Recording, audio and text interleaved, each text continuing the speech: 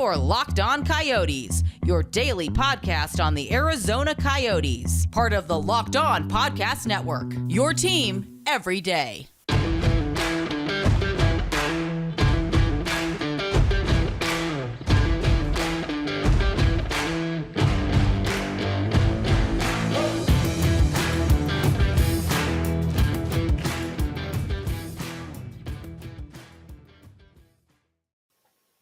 If you are up at this time, you were probably like us and spent most of your day tuning into a very long meeting at the city of Tempe. We tuned in virtually, but an 8-hour long meeting with the Tempe City Council to begin negotiations for the Arizona Coyotes' request for proposal for their arena, and the final vote of that was 5-2 in favor to begin negotiations, but again, not until 8 freaking hours later.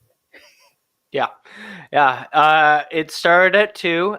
One of the things that I talked about yesterday, when we recorded on this morning's episode, make sure to get your comment in by noon because it's going to be at 2.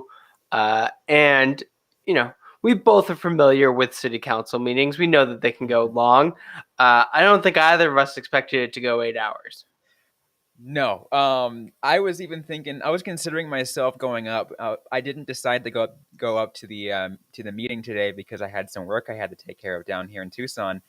And I was like, yeah, it'll probably last about 3-4 hours, and I can drive back down afterwards. Maybe I grab like a quick bite to eat on Mill Avenue or whatever. Yeah, I'd probably be too tired. I'm like, no, I'm just heading my way back now. It's too much for me. 8 hours long. Yeah, we did not expect that. Absolutely. But you know what I was impressed about, Carl, was how many people showed up to the obviously couldn't see, it wasn't facing the crowd, but you can see from social media posts and seeing from the public comments and seeing from all stuff like that how many people actually were in favor and or trying to voice their support for the Coyotes. You see, I saw pictures, so many people in Coyotes jerseys, so many people, signs saying, all these different things, the tagline that the Coyotes are going, from landfill to landmark. There's so many people out there to support. It was absolutely awesome to see. Yeah, definitely. There was a lot of support. I've been to a lot of these kind of things. So I know that Coyotes fans are passionate. They're used to going to government functions and to support their team. It's just one of those things you gotta learn to do when you're a Coyotes fan. And it was great to see everyone show out because, I do sometimes worry because there is just so much crap that comes along with being a Coyotes fan. Like, it's eventually going to break someone's back. But that final straw is still a long way away, apparently.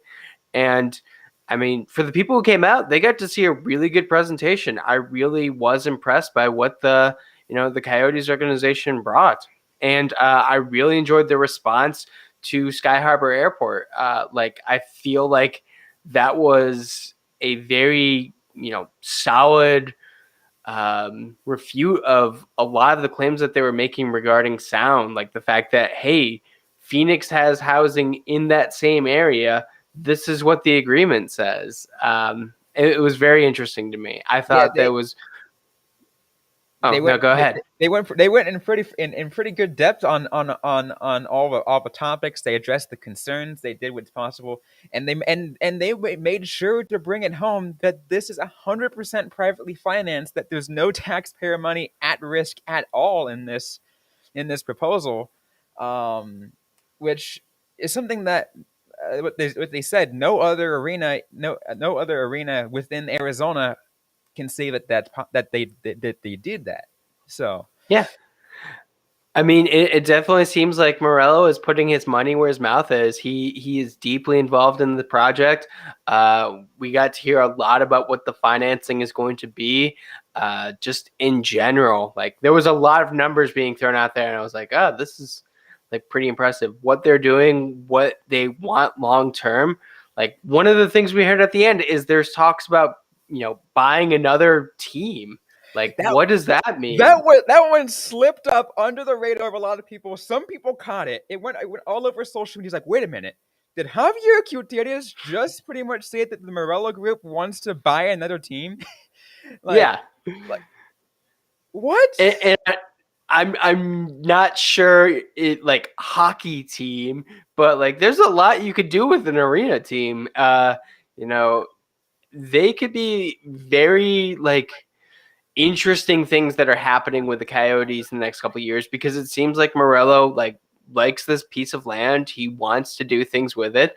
The NHL supports it. We also heard like in the beginning of the meeting that if this goes through, the NHL is guaranteeing a draft and an All-Star game at the new stadium, which is great to hear because the Coyotes are owed an All-Star game. Yeah, they owed an All-Star game and that draft too. Great promises. It was pointed out though that promise was also made to Glendale during that meeting, which fell through, which because of the lockout and stuff like that, they just didn't. Whatever. Um, Yeah. but it was fair to bring it up, and that's why I can understand some of the concern about that though. But again, this is a whole different situation because it looks like the NHL isn't going to be in danger of a lockout anytime soon. Fingers crossed. I mean, they moved forward with their new CBA last year, this last off season. So Yeah. There so was, COVID kind of really made that whole labor thing go weird. I'm not sure. Like anything could really happen, and I'm never gonna bet against an NHL lockout. But it does seem like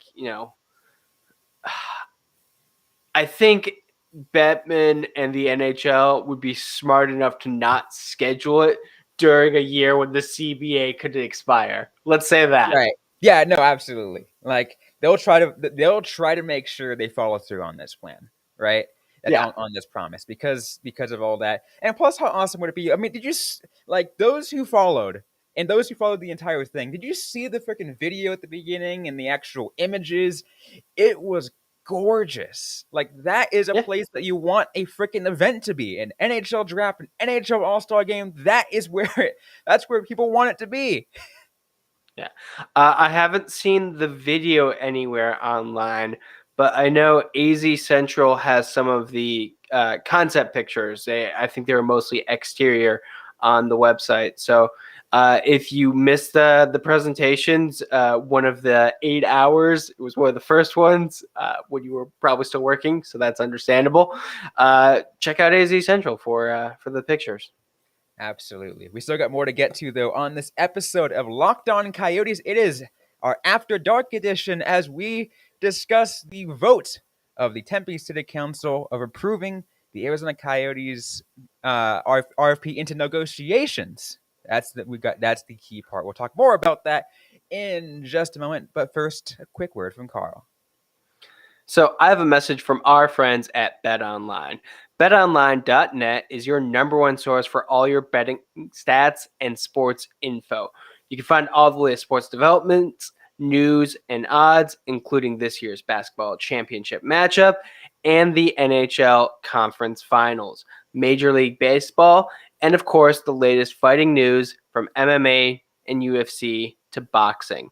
If you are watching hockey right now, I'm sure you know that there is some crazy betting situations to go for. Like, how many goals are the Colorado Avalanche and Edmonton Oilers going to combine for? That just seems pretty crazy. Head over to BetOnline because it's your continued source for all your sports wagering information, including live betting, esports, and more. You can head over to the website today or use your mobile device to learn more about the trends and action. BetOnline, where the game starts.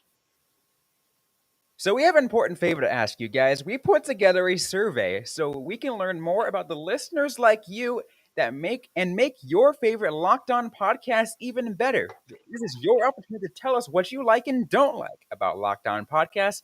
Go to lockedonpodcast.com/survey right now to get started. It won't take very long, and everyone that completes the survey can qualify for a chance to win one of 10 $100 Ticketmaster gift cards. To take advantage of our audience survey, once again, go to lockedonpodcast.com/survey. That's lockedonpodcast.com/survey. But let's continue this episode of Locked On Coyotes. I do want to thank everyone once again for making Locked On Coyotes your first listen every day. I know we're on a live show today, so it's a little bit different, but we still got more to get to on this episode as we discuss, well, the approval to get into the next step, right? To go into, negotiations, which was huge. Once again, the final vote was 5-2. Before we get to, more of how that went down, you mentioned the, a couple of things like the promise of the draft and everything like that. But there's another thing too, right? There's another thing too that I want to touch on that was also a key element that was put in this presentation. And because Gary Bettman actually was on the call, was one of the first people to be within this presentation.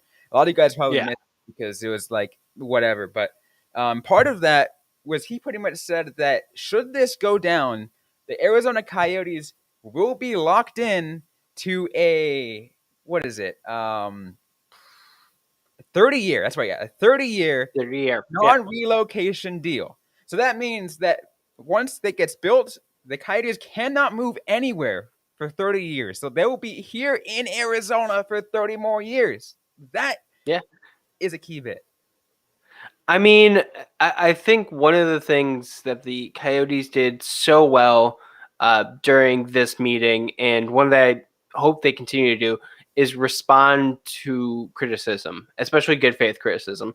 And there was a lot of concern at Gila River Arena. I think it was still jobbing.com at the time, but like about a potential 5-year opt-out clause. Like they wanted something firm. They wanted something to say like the Coyotes are not going to be relocating. And Gary Bettman and the Coyotes coming out and be like, sure, yeah, we'll do that this year. That's great. It seems like they are very responsive. They very much are engaged with the process. This doesn't seem like something that they are like just kind of doing to go through the motions, which is something that I saw people like criticize them for, like, oh, the Coyotes are going to move. They're just got to go through the motions and like make it look like they're trying to say, no, they're actually doing all the stuff. And it's great to see.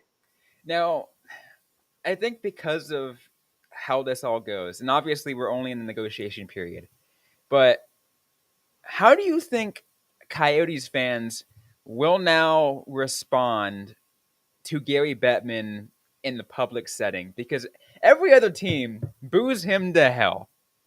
I can't not see Coyotes fans doing the same thing for essentially advocating for them. I mean, Gary Bettman has been that way for a while now. I don't necessarily think it moves the needle for most Coyotes fans. In general, like Coyotes fans are also hockey fans, and hockey fans will boo Gary Bettman. I have seen arguments both ways from people I respect. I'm like, I'm not going to boo Gary Bettman. Just in general, it wouldn't look good if I booed Gary Bettman. But, if you want to, I don't think you should. He does a lot for the Coyotes. And, yeah, it's important to, have someone appreciate him.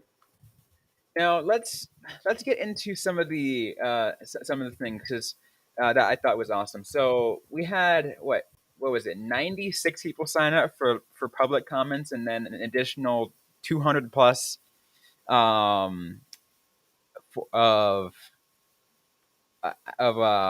written comments, and most of those were read, right. Most of those were read, which was absolutely amazing to see all that that kind of thing.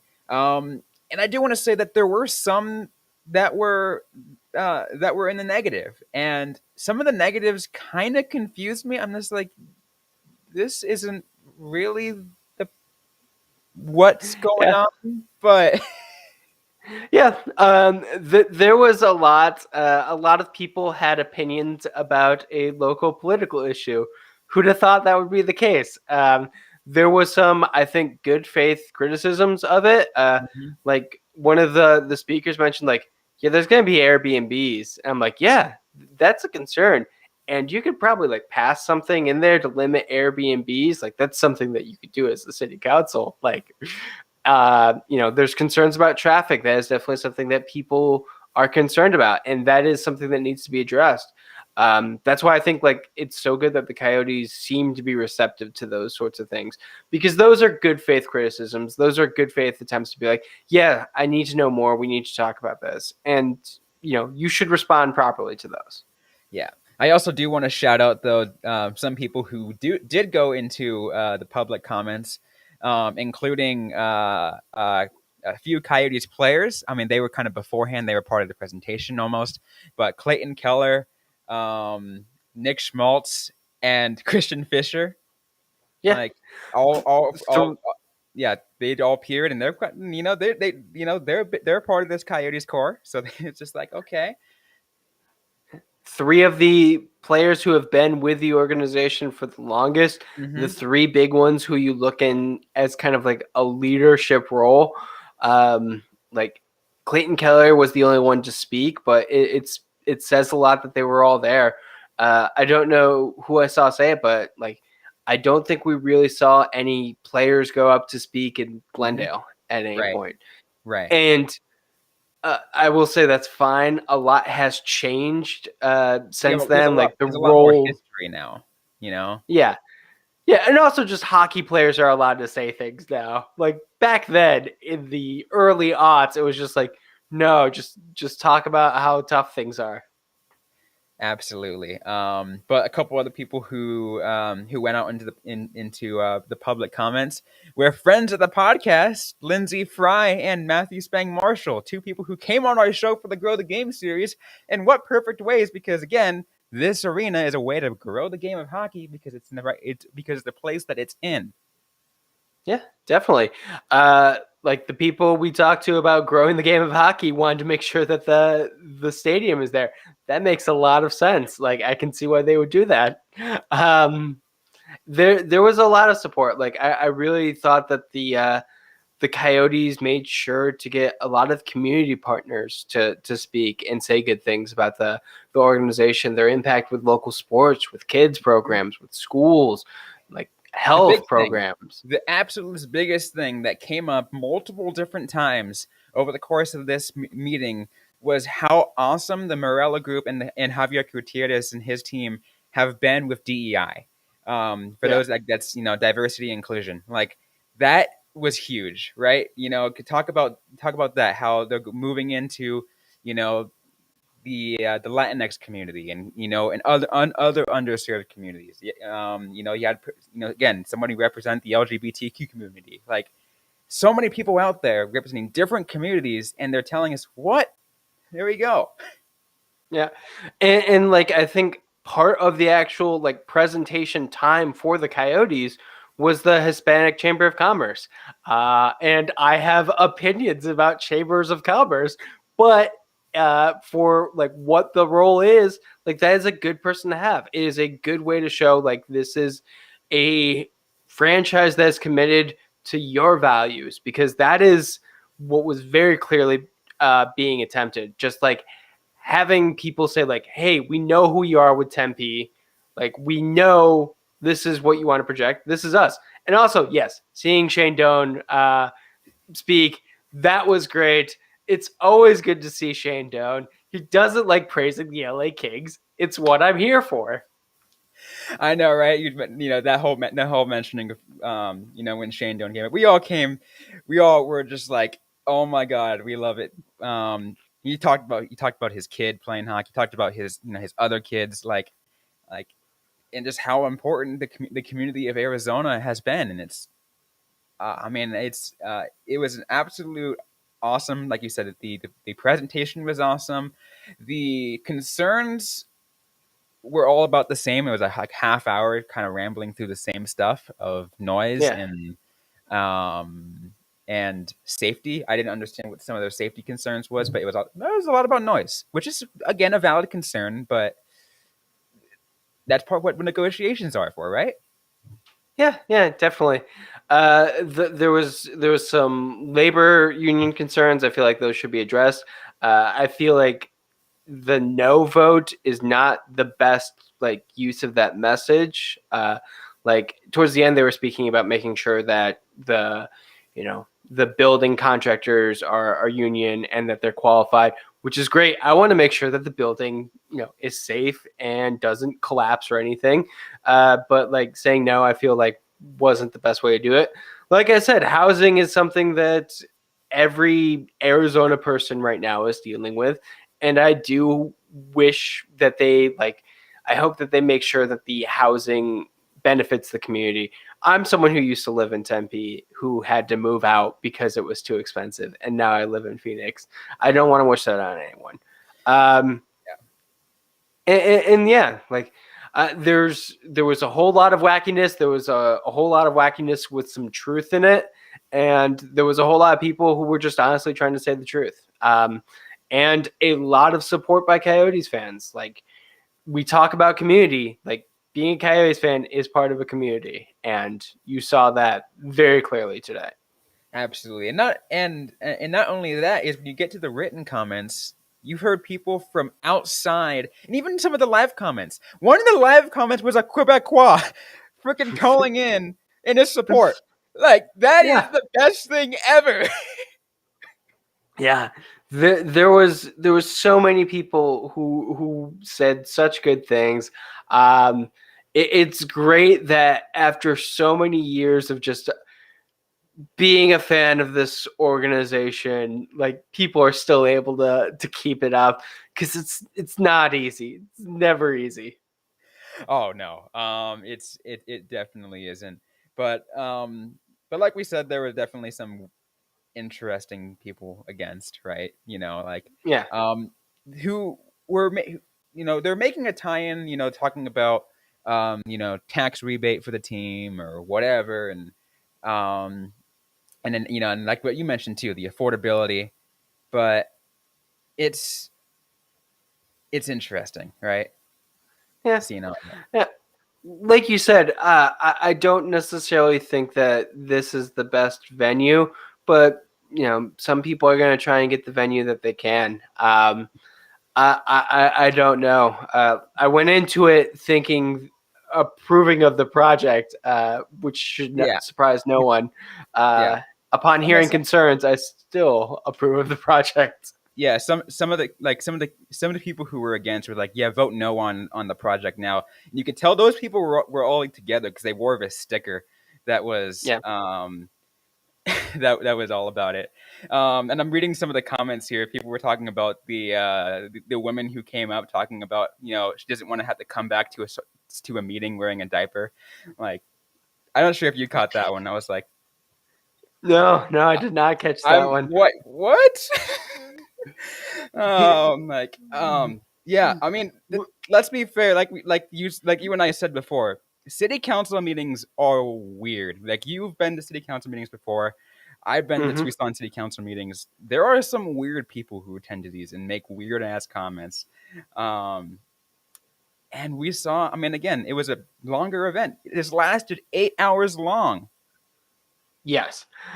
8 hours of just direct access to the various people in the state of Arizona. Like so much like of a cross section of America was heard today from, the Arizona Coyotes, a professional hockey team, to just anyone who attended that meeting. I think by the end, it's just like, anyone else want to speak? Yeah, you come up. Like, Yeah, and that's great to see. Like, I very much appreciate the way that Tempe handles things. Like, going from a Glendale City Council meeting to a Tempe City Council meeting, like, it's a completely different, energy. Like, they seem to be very open to like getting the public to speak. I know the city of Glendale had to put up with a lot and they got frustrated with it, but Tempe, they kind of handled things really well. I was very impressed all around. I really want to shout out to Mayor Woods because he actually, a lot of other people gave him a shout out too. He's like, you're running a tight ship here, and I really appreciate that. Yeah, yeah. Like it lasted a very long time, but it wasn't, like it could have been far, far worse. Like Yeah. we both know it could have been worse. Oh, absolutely. Once again, the final vote of this one was 5-2 in favor of going to negotiations. The two no votes. I'm trying to bring up the actual people on here, but but my page decided to go slow. But it was I know council member Kubi, council member Kubi was a no. Trying to remember who the other no was Um, on that one.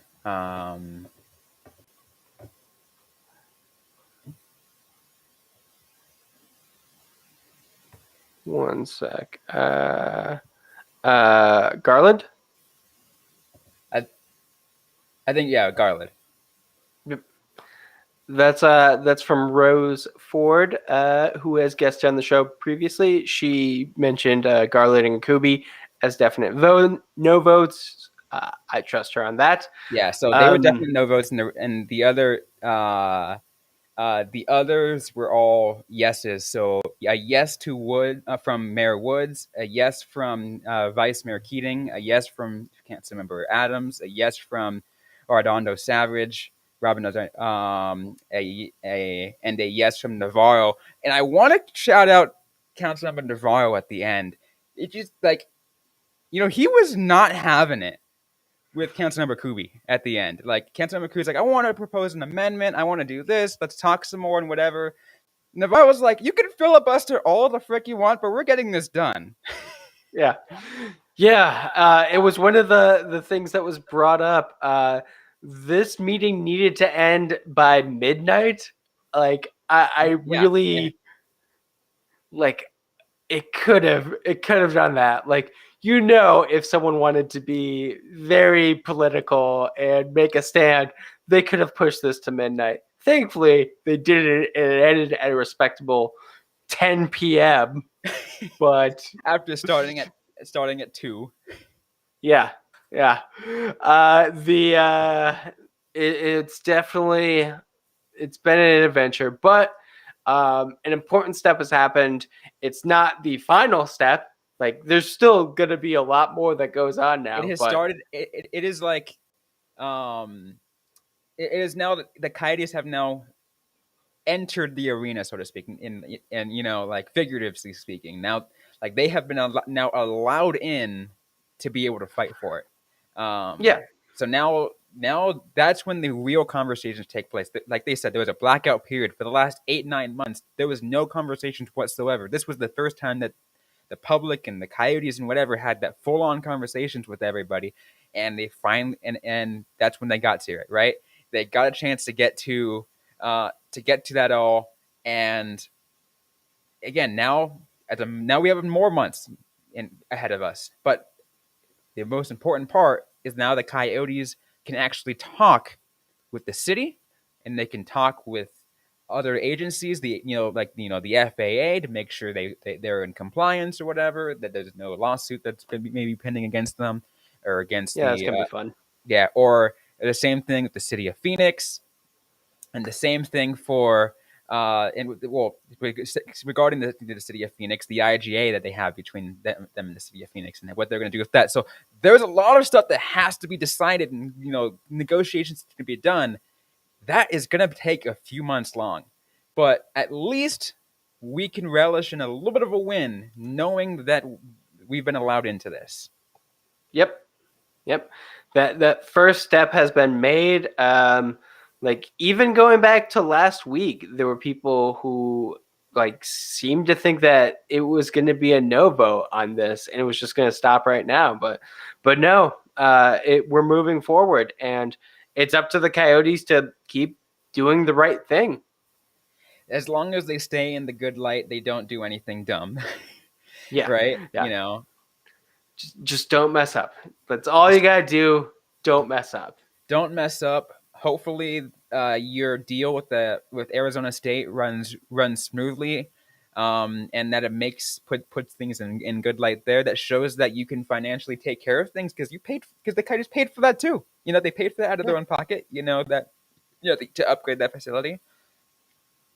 Yeah, definitely. They have a significant partnership with Tempe, and it's only looks to be growing from here. Absolutely. Any final thoughts you got coming up, because we are approaching the half-hour mark? I'm just very happy. I am always a pessimist when it comes to things like this, so I always just have a little bit of doubt that something's going to go wrong, and it didn't. It went really well. It went better than I expected. I am more confident now than I was when I woke up this morning. I am in the same thoughts, and I think based off of the votes again, with the final being 5-2, it even though everyone knew it was just to enter negotiations, it still puts me in a little more of an optimistic mood, right? That to say like, okay, people are at least willing to, to understand what's going on here and to know all the details. The city of Tempe will, again, I think they'll realize that there is very little financial risk for them, in terms of for taxpayer money. So it's like, okay, there's no drawbacks in this, and I think, and I'm an optimist that towards the end of this, I think we'll have a very similar vote go down. Yeah, provided, like you said, things keep going like they're going. Absolutely, but once again, I'm happy about this because it gives us at least again, like I said, a little bit of a sigh of relief, right? We all took like one collective giant breath in, and we had that like half breath out or something like that. Yeah, yeah, just a half breath though, just a Just a little half sigh breath. of relief. Maybe not even a half breath, maybe like a quarter breath. An eighth of a breath out. An eighth of a breath. I love it. Because we all know that, like, I think I'm of this belief, I think you are too, that I think because of the history of this all, that it won't, that we won't be fully committed and fully optimistic until a shovel hits the ground. Oh yeah, not even then. Like until like I am in the building for the first game, like not even preseason, first regular season game of the next year, then I will be, confident that things happened finally. No, like I am never gonna trust this until it is absolutely 100% final. Until you walk in. Yeah. Until the first puck drop. Yeah. Until they scan my ticket, up until then, it could just be an illusion. It could be freaking what's his name? We're in a desert. Me. It's a mirage, right? You're just like, is that real? I'm just wandering in the desert too much. I mean, some people were out in the open before the meeting, and it was like 100+ degrees outside. So yeah, 100 degrees in a hockey jersey. I've done it. It's not fun. Dedication, absolute dedication. And you know what's also dedication? To all you fans who tuned in for all 8 hours and for 10 for going live with us afterwards. For all you guys who stuck around and showed your support, that is dedication. Yeah, and now you can finally go to bed because it is almost it's 11. late. It's almost 11 here in Arizona. For those of you guys who might be tuning on the East Coast, if you are, mad respect. Absolutely. Anyways, though, we're out of time on this live episode of Locked On Coyotes, an After Dark edition, as we discuss the final vote, or the first vote, rather, of the Coyotes RFP with the city of Tempe. Once again, the final vote of that 5-2 in favor to enter negotiations. What a great night it was after 8 hours. Once again, thanks to everyone for tuning into this episode. If you like what you heard, don't forget to leave a review, to like, comment, subscribe if you have yet to already. We're available everywhere you get your podcast, including on YouTube. We occasionally have live shows like this, maybe once a month, maybe even not even that, a little more often during the season because it's during the season. But you don't forget to interact with us on social media. We're on Facebook, facebook.com/LockedOnCoyotes. on Instagram at Locked On Coyotes, and on Twitter at LO_Coyotes. I am personally at Robyn_Leano, but it's Robyn with a Y _LEANO. Carl Pavlak is Carl Pavlak FFH. Interact with us, ask the question you might have, including if you have any questions about this proposal, we can interact with you guys always, and maybe even answer some questions we do know right back around a future episode of the Locked On Coyotes podcast. Thanks again, everyone, for tuning into this show. Hope you guys are staying safe out there. Hope you guys are staying healthy. And once again, don't forget to howl on.